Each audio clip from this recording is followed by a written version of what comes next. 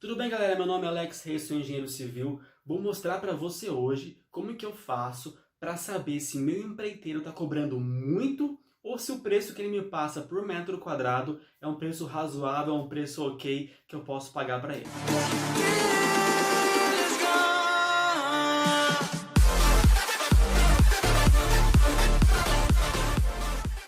Primeiramente, aí a dica zero que eu vou falar para vocês é que para você não passar um preço de execução de obra para um cliente por metro quadrado. Por que eu estou falando isso? Esses valores por metro quadrado é um valor cultural da nossa área, do nosso segmento, que os profissionais passam para os clientes para eles terem uma base de construção. Eu sempre falo isso quando eu atendo um cliente. Eu falo, olha, eu vou te passar um preço por metro quadrado para você ter uma base nessa nossa primeira reunião. Mas para você saber quanto vai custar a sua obra, é preciso que você faça um planejamento de obra antes de iniciar o seu empreendimento, sua residência, o seu comércio.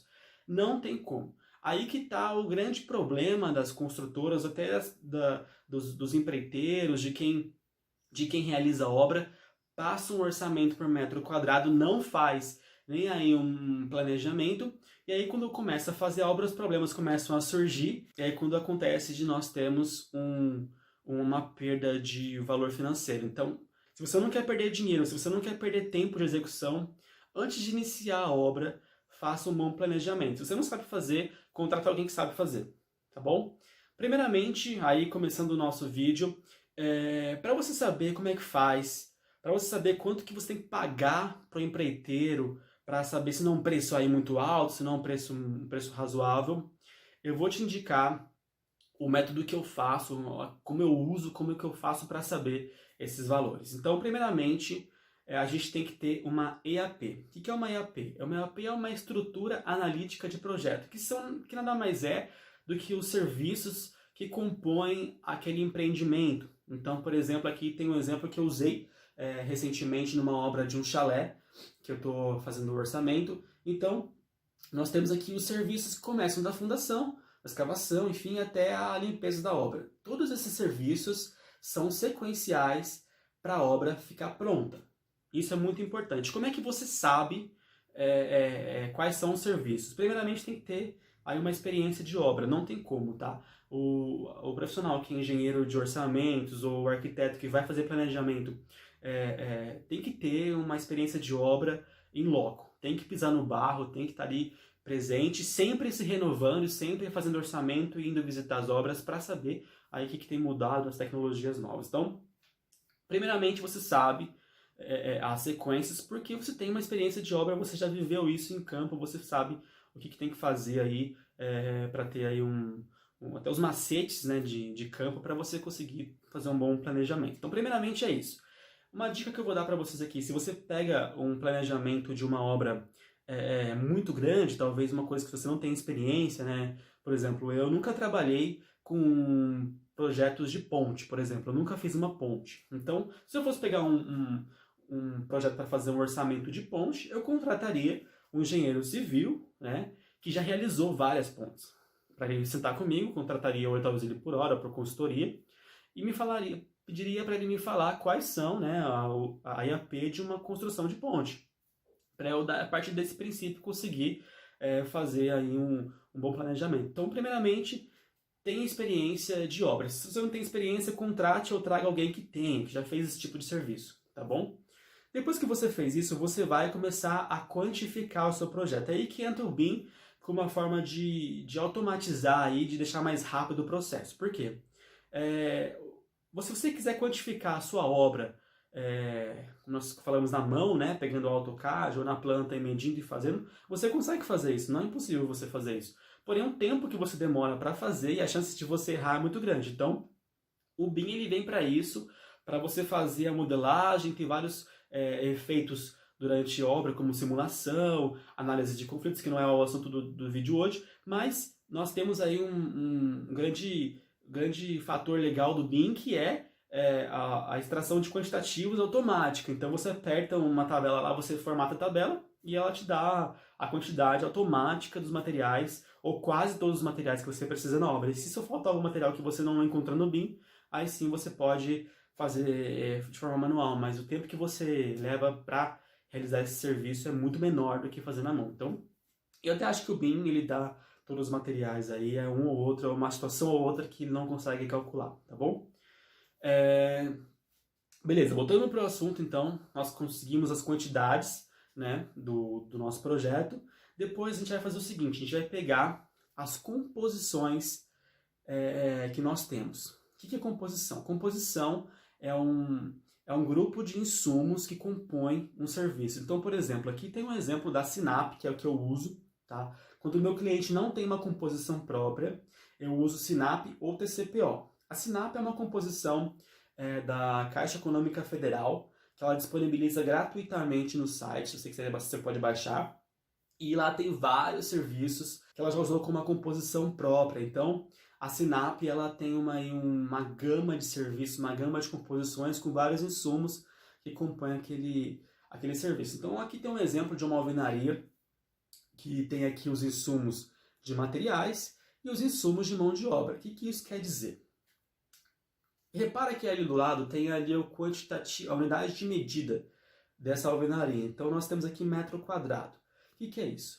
Essa composição significa o seguinte, que para 1 metro quadrado de alvenaria dessa alvenaria aqui, nós temos esses materiais e essa quantidade de horas de profissionais. Então, por exemplo, se nós temos aí 500 metros quadrados que nós retiramos do projeto, então nós temos que fazer o cálculo através desses coeficientes, sabendo então quantos materiais nós vamos precisar para essa alvenaria e quanto de tempo nós vamos ter e precisar desses pedreiros.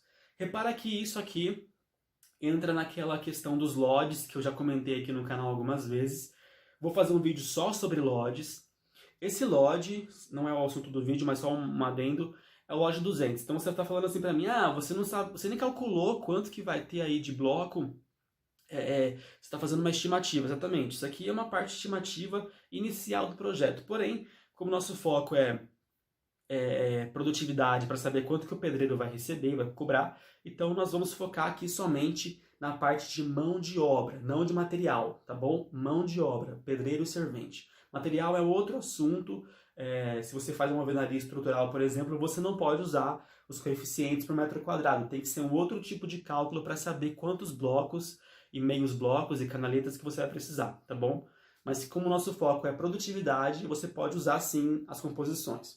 O que eu indico vocês a fazerem é ter as composições próprias. Então, se você constrói bastante tempo, se você constrói sempre, contrate um profissional que faça as análises em obra para saber quais são as suas composições de cada serviço. Quais são a produtividade que você tem na sua empresa. Isso é muito importante. Mas se você não tem nenhuma, use o TCPO, use o Sinap ou contrate algum software que tenha essas composições já prontas, tá bom? Mas o Sinap é o que eu mais uso e ele sempre é um pouco a mais o valor, então tem como confiar e como errar. Se a gente for errar, a gente erra um pouco para mais, tá bom? Vamos lá, então. Voltando ao assunto, nós temos aqui, nós calculamos então quanto tempo demora para um pedreiro fazer 500 metros quadrados. Tem aqui o cálculo. Fazendo isso, nós temos que ter a noção do seguinte. Tá vendo aqui que aqui tem o cálculo da quantidade de horas, depois tem o cálculo da quantidade de valor que esse pedreiro vai receber. Quando você faz isso para todos os serviços da obra, você consegue saber qual o valor que você vai gastar com mão de obra. Consequentemente, você vai saber, fazendo uma somatória, usando aí a tabela dinâmica do Excel, se você usa Excel, se você usa outro software como Cienge, que é o que eu gosto mais de usar, você vai saber qual que é o valor que você vai pagar para o empreiteiro, pela mão de obra. E aí você faz um comparativo. Eu recebi esses dias um orçamento por metro quadrado para fazer uma execução, só que não era, era quase um galpão, assim, então não tinha como ser feito um orçamento por metro quadrado, sabe?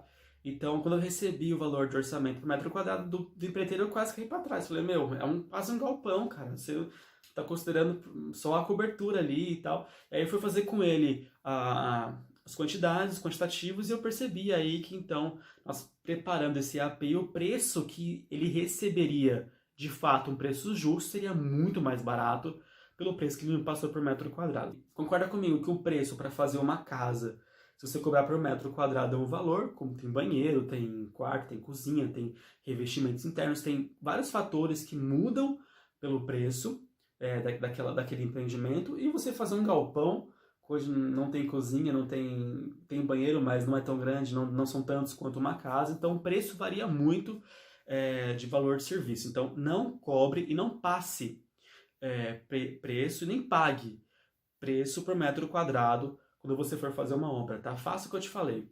Recapitulando, faça a EAP, faça os quantitativos da obra, faça os cálculos com as composições, você vai saber quanto você vai pagar aí pro seu empreiteiro, tá bom? Bom, esse é o vídeo de hoje, fica por aqui. Foi um vídeo rápido aí só para explicar, espero que tenha sanado algumas dúvidas de vocês aí, tá bom? Se quiser me contratar ou conversar comigo, aqui tem embaixo tá o meu Instagram, tem vários vídeos lá também, acompanha lá também. Valeu, galera. Obrigado.